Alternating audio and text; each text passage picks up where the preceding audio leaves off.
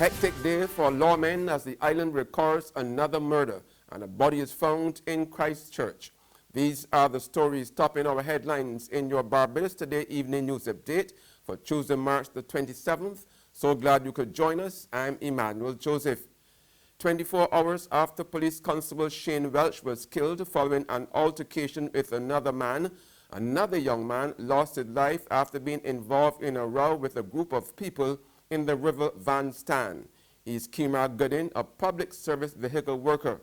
Police Public Relations Officer Acting Inspector Rodney Innes has been updating reporters on the incident. In the river terminal, we had an earlier altercation between a group of individuals.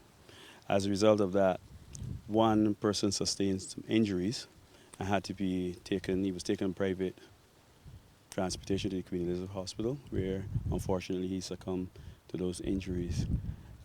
There's one person assisting the police in their investigation at this stage. He said it was a tragedy for the quiet area. Meanwhile, the suspect linked to yesterday's stabbing death of the police constable at Kingston Christchurch is under police watch at the Queen Elizabeth Hospital. Police Public Relations Officer Innes said the man was shot after a confrontation with lawmen early this morning. This morning, we had our investigation led us to Rock Hall in St. Philip, where as a result of an altercation there between a suspected individual led to him being shot by police personnel. He is at present at Queen Elizabeth Hospital receiving medical attention. And that's the suspect. That was the suspect identified in that matter. To the law course now, 58-year-old Lawrence Anderson Mulling of Harts Gap Christchurch was remanded to Her Majesty's Prison Dodds after appearing in the District A Magistrates Court this morning, charged with the murder of Laura Springer. Mulling was not required to plead to the indictable charge and was ordered by Magistrate Douglas Frederick to return to court on April the 24th. Lawmen discovered Springer's lifeless body at her home on March the 19th. In other news this Tuesday, Barbados now has its first peace ambassador. She is Ira Newton, a fourth form student of the Princess Margaret Secondary School. Newton went viral this month after a video circulating on social media captured her being taunted and pushed by Christchurch Foundation student Sharida Carrington. Now, Newton maintained her composure and did not retaliate. Her response earned her the title of Peace Ambassador for the Ministry of Education's new anti-violence campaign. At a special ceremony this evening, Chief Education Officer Kieran Best said Newton, who was a success story of the Juvenile Liaison Scheme, must now continue to set the right example for her peers and adults. This is the catalyst that will turn around some of our students. We might not be able to save all of them, but if we can save 99.9% of them, we'll be happy. And Araya said it, you have to model for the little ones, and you have to model for the adults in our system, in our country, because we recognize that the adults don't know how to resolve conflict. We're seeing it every day. Newton is up to the challenge as she accepted her new roles as Peace Ambassador. She thanked her parents, principals, and the Juvenile Liaison Officer. She pledged to lead by example. I am speechless right now because I didn't know it would go this far, but I want to thank my parents, my officer, and my principal for bringing me a long way. As a peace ambassador, well, now I have to set example for younger people and elderly people too. To sport in action, it was Christchurch Foundation's turn to celebrate their victory at the Barbados Secondary Schools Championship this year. Foundation, which tied with the St. Michael Cougars to win the Girls' Champions, staged a motorcade to celebrate their big win.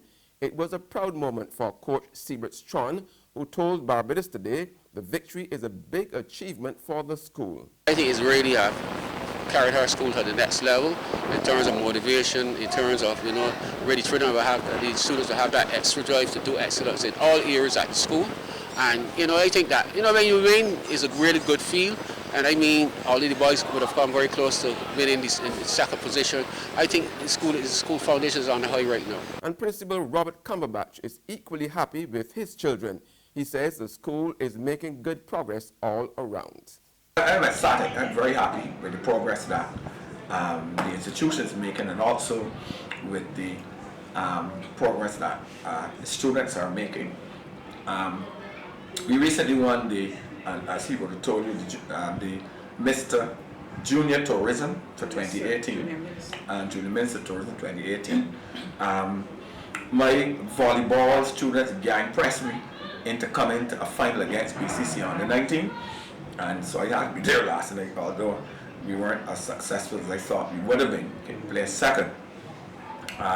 Girls basketball, we're up against St. Michael's in the finals, and there were 2 other competitions that we, Optimist competition and 1 or 2, that we are featured in the top 2 and 3. So I would say we are making pretty good progress.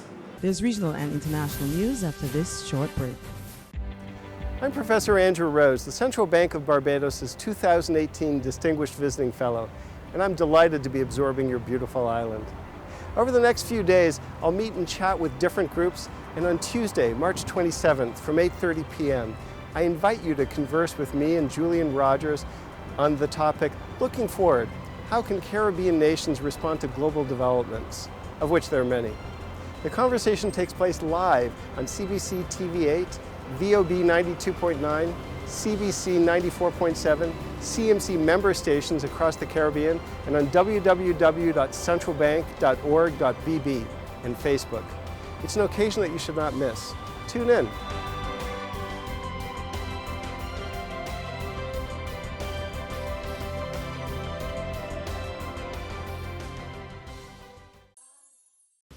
Now welcome back with news from the region. Now in Trinidad and Tobago, the Joint Select Committee on State Enterprises is not happy with the management of the state-owned airline CAL.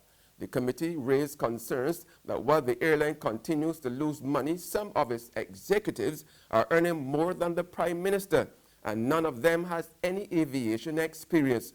Joel Brown reports. During the Joint Select Committee's public hearings on Caribbean Airlines Limited, taxpayers learned that the state-owned airline is flying well below the financial radar. We're hemorrhaging money. $1 billion accumulated operation losses in 5 years. Something is wrong. And we shouldn't be increasing salary every year, because what? The state has a bottomless pit of money? It doesn't. JSC member Wade Marks said many of the airline's new executives, such as the GM in charge of cargo handling, have no aviation experience. And then when I look at his salary, I think I should resign as a senator and come across by you.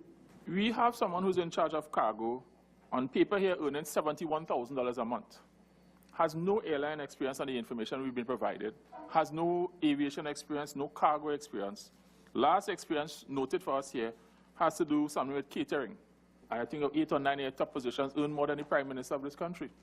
According to the SRC's 90th report approved by Parliament, the Prime Minister earns a salary of $59,680 per month, plus a duty allowance of $8,960 a month, a total of $68,460 a month. The salary paid to an independent senator like Mr. Small is $13,060 a month.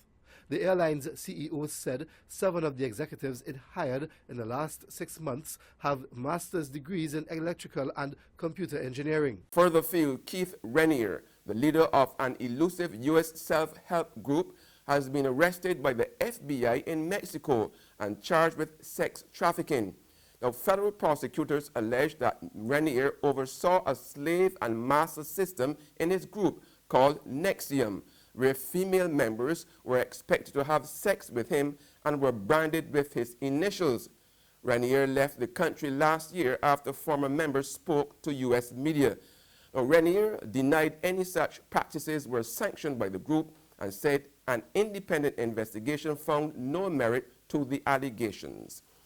And that's news, but for the very latest, visit our website at www.barbadostoday.bb. You can also subscribe to our e-paper, email updates, or like us on Facebook. We are also on Izumi Media in bus terminals, as well as screenplay at supermarkets and gas stations near you. You can also hear us on Mix 96.9 FM. I'm Emmanuel Joseph. Have a fantastic evening.